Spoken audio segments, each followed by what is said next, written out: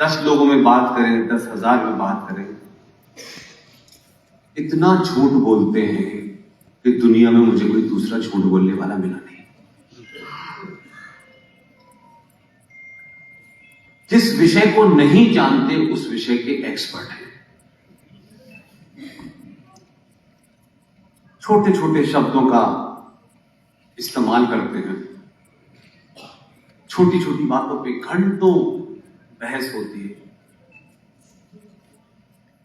हमने ही ऐसे ऐसे नैरेटिव निकाले हैं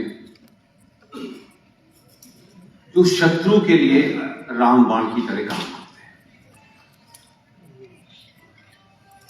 हैं। एक शब्द है जिसका धारा प्रवाह इस्तेमाल होता है। हमारे जो मठ मंदिर हैं,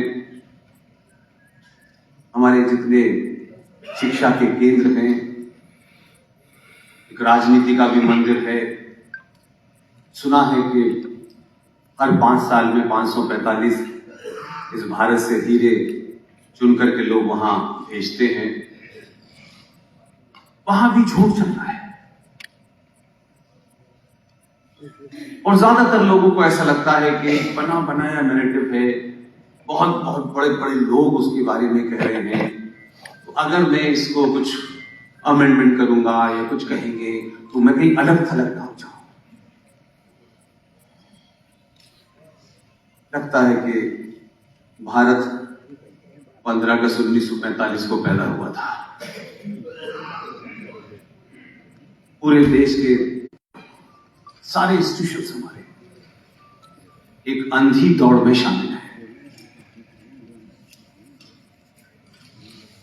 इसलिए दुनिया का सबसे बड़ा झूठ है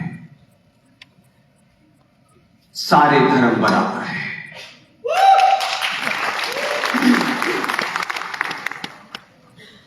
ये बात मठों से, मंदिरों से, शंकराचार्यों से आनी चाहिए थी। ये उनका विषय है, ये सरकार का विषय नहीं है। ये संविधान नहीं तय करेगा, ये संसद नहीं तय करेगी। हम जिस परंपरा से आते हैं, इस सभ्यता से आते हैं, हमारी सभ्यता में, परंपराओं में, मान्यताओं में, आस्थाओं में धर्म शब्द का अर्थ होता है आपका कर्तव्य, आपकी ड्यूटी है।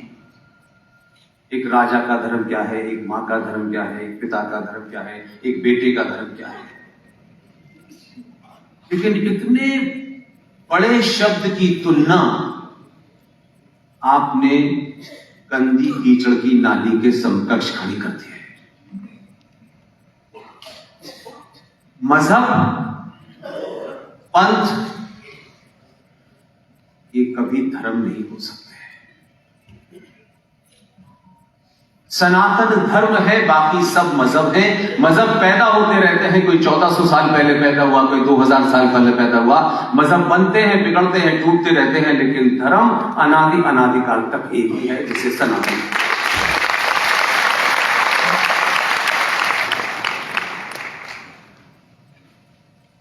नितिन भाई ने बहुत सारी अच्छी बातें कही। इस सफर का एक ही नियम है, मैं कुछ भी घर लेके नहीं जाता। नितिन भाई से बहुत पुरानी संबंध है, बहुत बढ़िया आदमी है, लेकिन क्योंकि बोलचाल की भाषा में चीजें चली जाती हैं, उसका असर होता है कि जो लोग आपको सुनने आते हैं वो सिर्फ ताली बजाने के लिए नहीं आते हैं। वो ये उम्मीद करते हैं कि जो कुछ कंफ्यूजन, मिस इन्फॉर्मेशन उनके बीच में है, उसका उनको सही उत्तर मिलेगा। हम सब लोग कभी कभी एक जो पैशन है कि जो सब कह रहे हैं हम ही कहते थे। अभी कुछ दिन पहले सतीश भाई के भाई छत्तीसगढ़ में हैं, वो वहां से चल के यहाँ आए हैं। उन्होंने तमाम आदिवासी इलाकों में, बस्तर से लेकर के गोरखगांव में कई प्रोग्राम कराए हैं। ऐसे ही बड़ी सभा थी, खुला मंच था, उसमें एक पूर्व एमएलए भी थे और एक वर्तमान एमएलए भी थे। मैंने इसलिए कहा कि मैं कुछ भी घर लेके नहीं जाता कि जब मंच पे मैं होता हूं, दुनिया का सबसे बड़ा आदमी भी मंच पर बैठा हो और उसने कोई गलती की हो और मैं उसकी बात को सरुस न करूं, ऐसा हो नहीं सकता। वहां एक वर्तमान एमएलए थी, मंच पे आई और उन्होंने कहा वहां पहलगांव में 25 लोग मारे गए हैं, मैं श्रद्धांजलि देती हूं। फिर वर्तमान आए, उन्होंने भी घुमा फिरा के कहा वहां लोग मारे गए हैं। अब मैं मतलब मुझे डाइजेस्ट नहीं हुआ। नितिन भाई से गलती से निकल गया होगा, पहलगांव में कुछ लोग मारे गए हैं। पहलगांव में कुछ लोग और कुछ लोग नहीं मारे गए। पहलगांव में सनातनी हिंदुओं की हत्या इस्लाम के मानने वालों ने की है। ये बोलिए, जब आप ये बोलेंगे तो आने वाली नस्लों को पता चलेगा नहीं, या 15 साल का 20 साल का बच्चा यही कहेगा कुछ लोग मारे गए हैं। वो कुछ लोग कौन है ये नहीं है, लोग नहीं मारे गए। इसलिए दूसरी बात, हमने बड़े शौक की कहानियां सुनी हैं, शिवाजी को सुना, सुभाष को सुना, लेकिन इस दौर में ये कम सुनने को मिला। बहुत सारे लोग कैसे कन्वर्ट हुए,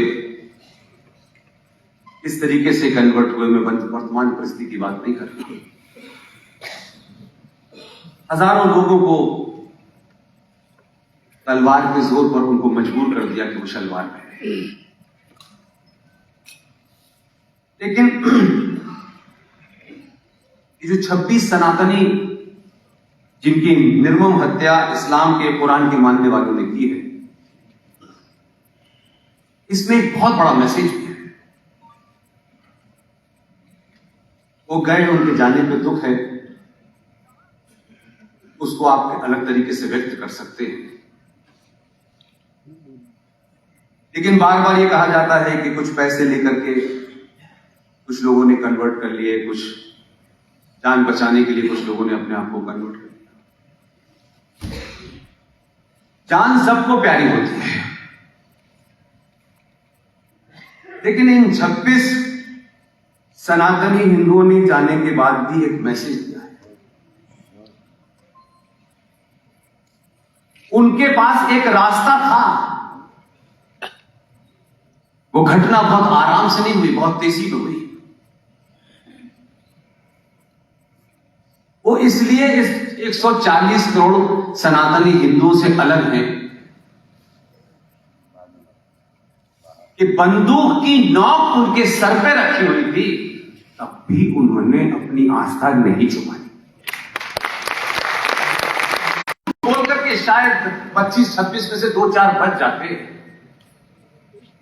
हम तो जरा सा कोई रास्ते में आ जाए तो हम तो अपना तिलक इसलिए बता देते हैं कि भाईजान से हमारा 10 रुपए का बिजनेस है, तो कोई भाईजान नाराज नहीं जाए।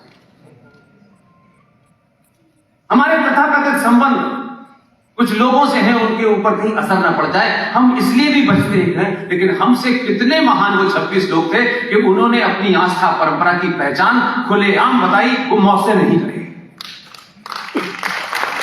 इसलिए उनके प्रति भारत की सांस्कृतिक राजधानी बनारस के इस कार्यक्रम में 2 मिनट के लिए मौन रखिए और मौन रख करके उनको याद कीजिए, और साथ साथ ये भी कहिए कि हर सनातनी बच्चे के सामने जब ये संकट आए तो मौत से न डरिए। आप सबसे विनती है कि 2 मिनट के लिए उनकी मौन रखें।